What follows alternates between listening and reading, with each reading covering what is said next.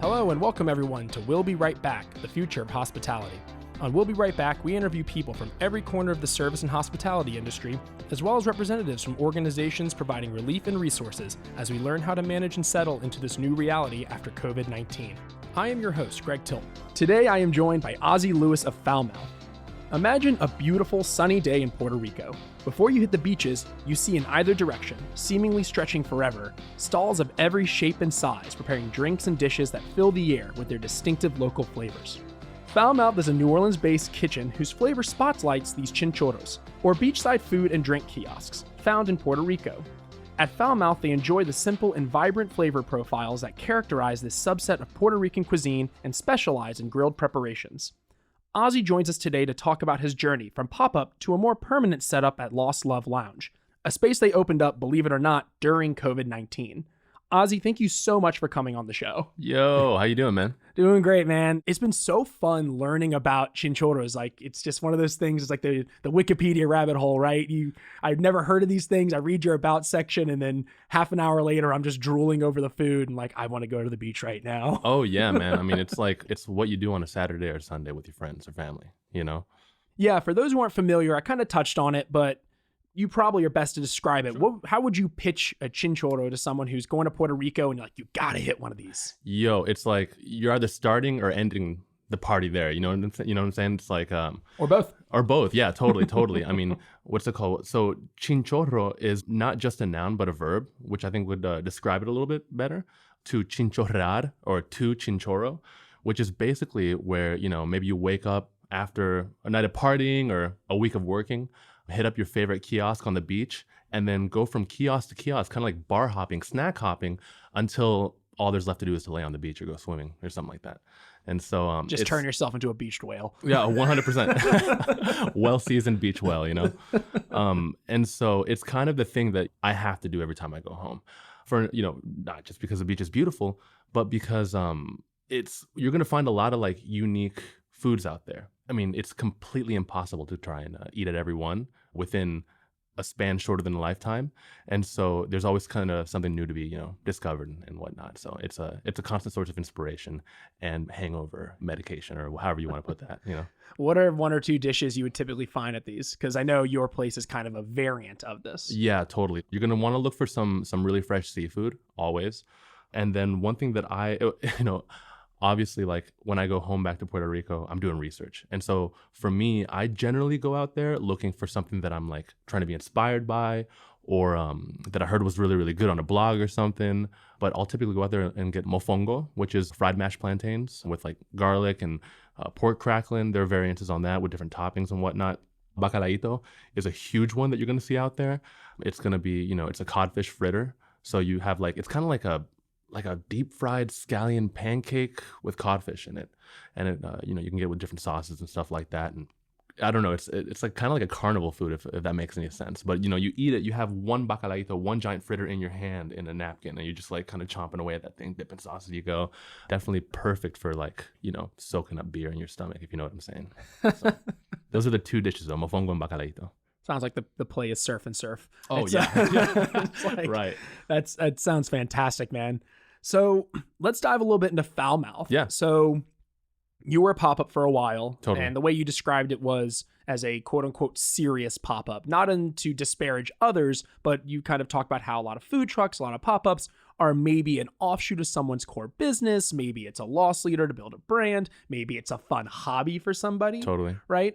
But this was that was your restaurant. Yeah, totally. I mean, I came from without means, right? And so we started the pop-up maybe 3 years ago with $350, and we took that and flipped it until I am where I am now.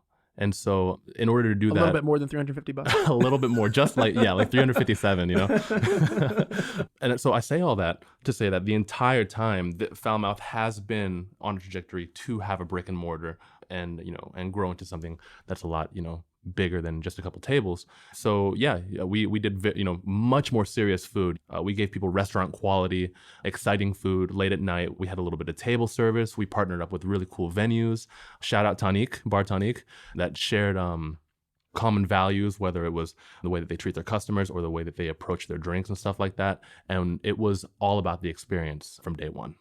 The result has been people, a community that kind of surrounds around it. And that's been the coolest thing, I think, as we move forward, to have that, that support, especially in this time right now.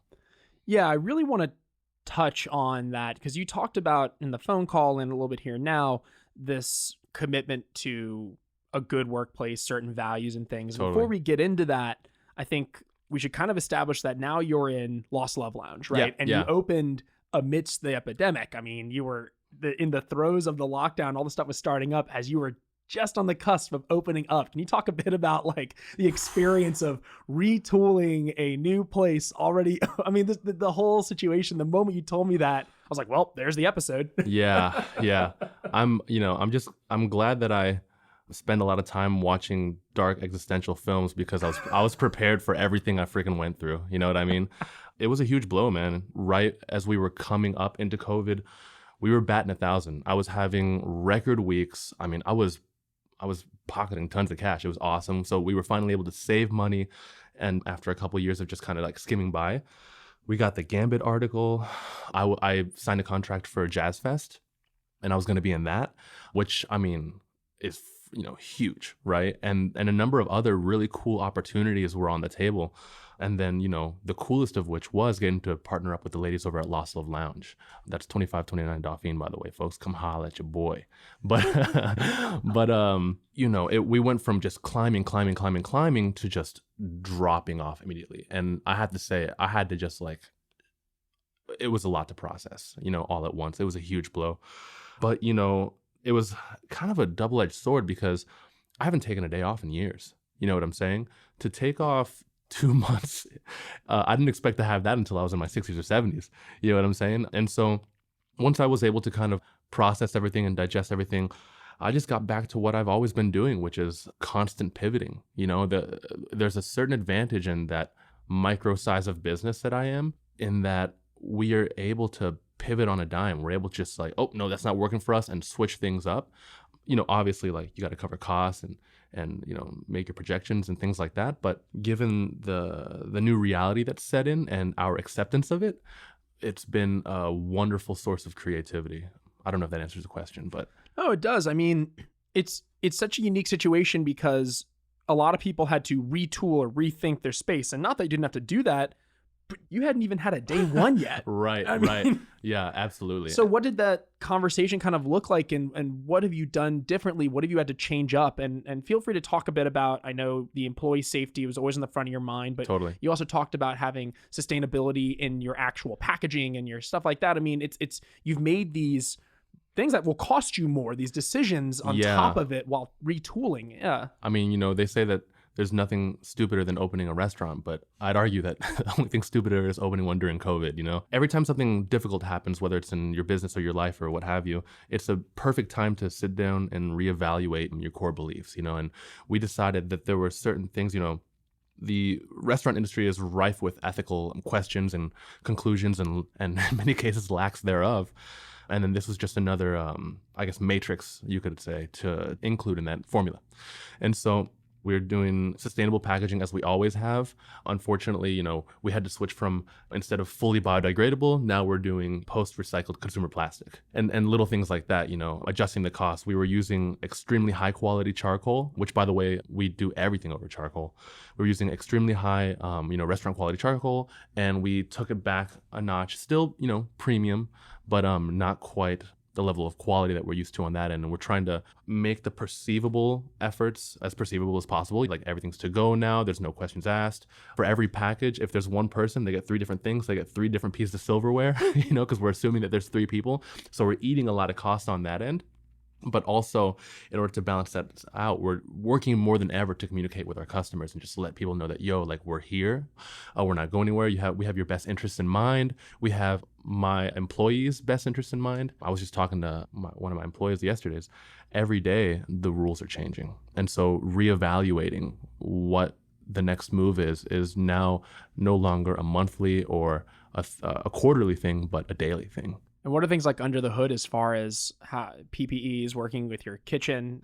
how have you had to retool that and rethink that, and how much of that are you going to keep moving forward? Yeah, we scaled it way back. One of the things that I do is we're a no waste operation, right? Very, very little waste. And so, for example, we specialize in chicken, foul mouth, right?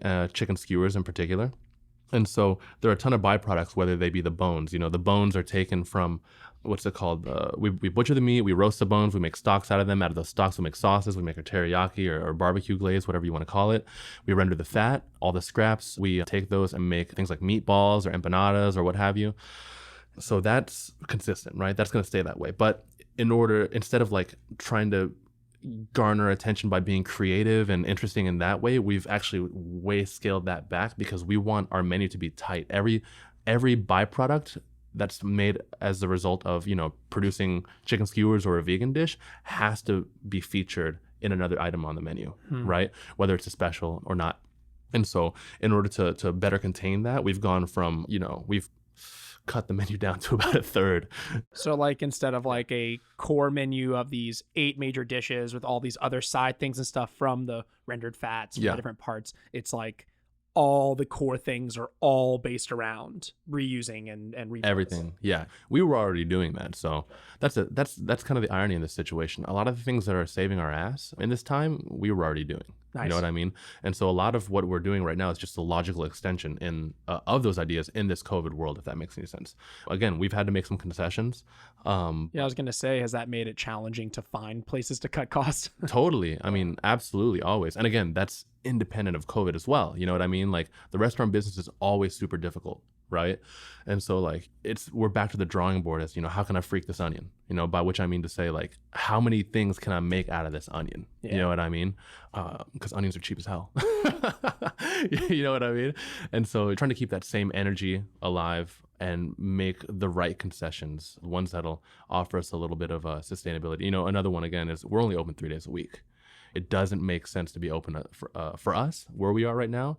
It doesn't make sense to be open 5 or 6 days a week, And so they're little tiny things, Forgive me if I'm kind of walking around the question. I'm like trying to understand it as I'm speaking it right now. I'm kind of a stream of conscious guy myself. Yeah. Right? So you touched a little bit earlier on the ethical dilemmas and just issues in the restaurant industry, right? And yeah. I'm not going to ask you to sit here and bash and talk shit all day. No. What I'm curious is kind of like, what are some of the things that stand out to you? And do you find any of it's been exacerbated by COVID? And do you see kind of any solutions to them moving forward? What do you think like a lot of people are finding, whether it's the state of financial aid in America, whether it's restaurant industry or just any sort of industry, a lot of problems are kind of bubbling up to the surface that were already there. So what do you see, and what do you think COVID's exacerbated, and how do you see us moving forward? Yeah, I mean, I think that you said it best when you said they're bubbling up, but they were actually kind of already there. Much like in my individual case, I think that people are, now that things are slowing down and people can kind of reflect a little bit, they're saying, whoa, this is screwed. You know what I'm saying? In a lot of ways. Again, the restaurant industry is in many, many ways broken. Particularly, I think that the biggest issue is the human rights in the workplace. I mean, I've been working in restaurants most of my life. I've worked in restaurants in different cities across the country, and I'm sad to say that it seems like it's only gotten worse, the way that people are treated in the restaurant business. And so I'm really, really proud of all the people that are stepping up and defending themselves in this right. I posted about this on my Instagram. We have such a high saturation of restaurants in this city, proportionally very, very high. And so if people stand up for themselves and are able to either get their bosses or just, the restaurant groups to either change and start caring more, or if these businesses outright fail, I'm here for all of that personally. I really don't see why this is a discussion, treating your employees right. Listen, to some degree, the numbers just don't add up. You can't pay somebody $30 an hour, give them benefits. Like, I get that, right? But you can, talk to them like a human. You can defend them when a customer says something racist or extremely demeaning to them. Those things you can do, and a lot of people have been choosing not to. And so, we are going to start right there with Foul Mouth. But how can you empower your employees And so I'm not saying that I have all the answers. I'm just saying that I'm willing to ask the questions. And we're definitely making these questions foundational to the way that we move forward with Foulmouth. And we always have. I only speak of it in this way now because now, I have concrete around me and more consistent employees and things like that. So now I can have an ongoing conversation with the same person as opposed to many conversations at once.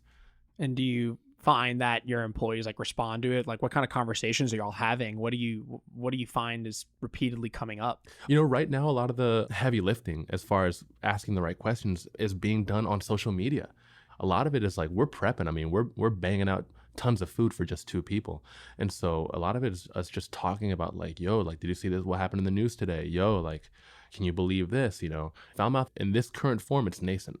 And so we're just taking this amorphous, ambiguous idea of what Foulmouth is and making it more concrete. I don't know if that answers the question. It's fine. I get what you're saying. And like, as you said, the conversations are important. The fact that like you can even talk about in the workplace with your staff, a lot of places, politics and discussions are not welcome in the workplace, not judging either way. But the point being that you are trying to create an atmosphere where the conversation is invited because, as you said, the restaurant industry is rife with a lot of problems that during COVID are just amplified. Yeah, totally. I don't want to sound like, holier than thou or anything, but it's like somebody asked me recently, like, what are you doing to include women and people of color in the workplace? I'm like, well, I'm brown, so I'm always around brown people and I'm hiring my friends. Like, what kind of a question is that? You know what I'm saying? Type thing. So sometimes the question kind of goes over my head simply because a lot of the stuff that other people are talking about is simply common sense to us, if that makes any sense, right? All the changes, that other people need to make or what have you, we consider already foundational, So I want to figure out how can I pay my employees what they deserve?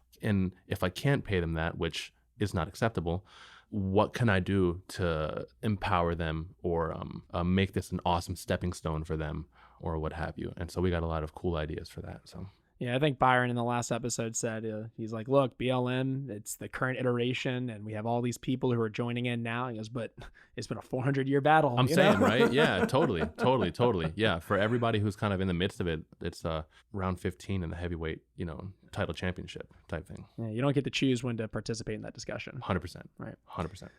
So what do you want people to really take away from your experience, right? Like, what can we learn from what you've been through and opening a restaurant during this and trying to be sustainable, trying to be no waste, trying to be to march forward as a young restaurateur and the whole be the change you want to see in the world type mentality? What do you want people to take from what you've been doing with Foulmouth?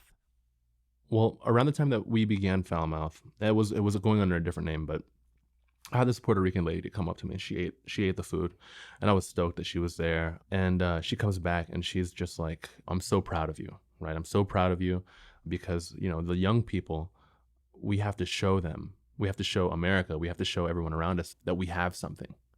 And it's the way that she said that, the emphasis on we have something. And she said it in Spanish and I won't put you through my terrible accent, but the way that she said that, it honestly impacted the direction that we went with this from day one. Growing up, I'm Puerto Rican.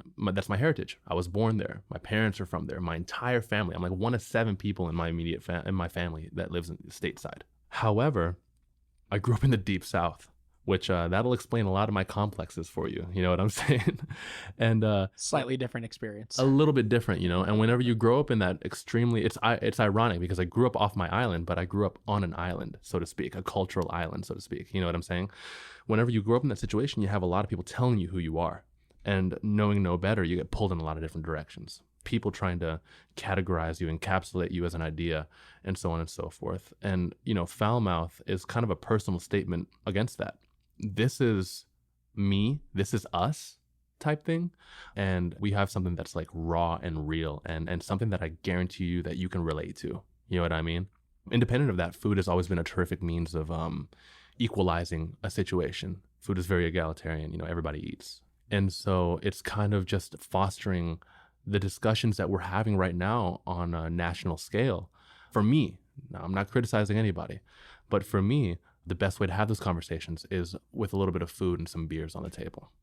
But, it's been a terrific means of being a culture bearer, representing Boricuas both locally and and to some extent back on the island and stuff like that. Puerto Rico, man, we got freaks, we got geeks, we got nerds, we got emo kids, we got punk rockers, rockeros, all that is to say that we're a very, very alive culture. Our food culture is very vibrant and very alive. It's transitioning. We have James Beard Award winners. We have internationally acclaimed everything. It seems that, in my perspective, people's lack of knowing that is forced upon themselves. Maybe they don't want to, but I'm here to deliver some news if that makes any sense. I love it. And if you don't mind me backtracking one quick thing before we wrap up here. One thing you said in our call that I loved was that you said you went from a pop-up to a brick and mortar during COVID. And in your line was, it's always been about survival. Yeah. That, like, your entire experience as a restaurateur the past 3 years has been one, even when you were thriving and you said you were making money hand over fist, you were batting 1,000 and all this stuff was going great. You're like, it's just this constant tenuous existence. Absolutely. Yeah. And to some extent I always wonder, like, how much of this am I doing to myself? But that's the thing. COVID is another wall to climb. It's another hurdle to to surpass or supersede or whatever. This isn't gonna knock us down. I'm just glad that people are taking notice and that they're enjoying the food and that they're picking up what we're putting down, because despite everything, there's this irony, and again, it comes back to that whole socio-political aspect. I grew up pretty damn broke, a lot. And I was cooking the other day, doing some prep. And then I had this, jarring realization, because, I'm sure you've experienced this.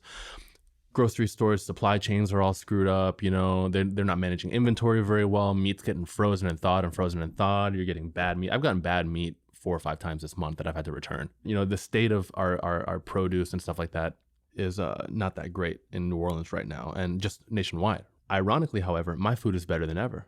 These types of things are factors in the Puerto Rican experience, both for many people on the island and for many people stateside. And so I welcome the fight. It's good to know what you're made of. Kind of limitations and challenges as an opportunity to kind of really thrive and create all new and really step up. Absolutely. I see that exact pattern in food all the time. I mean, just the existence of Puerto Rico and the existence of that food and pushing against colonialization, against slavery, against strife in many, many forms and let me tell you, man, I've been to Asia, I've been to Europe multiple times, I've been all over this country. Puerto Rico is a gem. It's very, very, very special. So considering all that we've been through and continue to go through, that we're still as vibrant and we still have as much of a love for life as we do, and the food is freaking banging, is just testament to that. I'm just here 400 years later, carrying my weight, if that makes any sense. I got nothing to add to that, man. There's our coda right there. Yeah. Dude, if there's anything else you want to hit, man, I really appreciate you coming on the show. Please give us those shameless plugs. Yeah. Where the hell can we find you in Foulmouth? Yeah, so come check us out. Right now we're at Lost Love Lounge, 2529 Dauphine Street. Shout out to Amy and Muriel. I freaking love y'all. Thank y'all so much for everything. We're open Thursday through Saturday, and they continue it through Sunday. And Foulmouth is open 5 p.m. till about 10 or 11. If it's popping, we'll keep it rolling until the wee hours. Unfortunately, it breaks my heart that I can't be out protesting with everybody. I have a business to run and a back to break.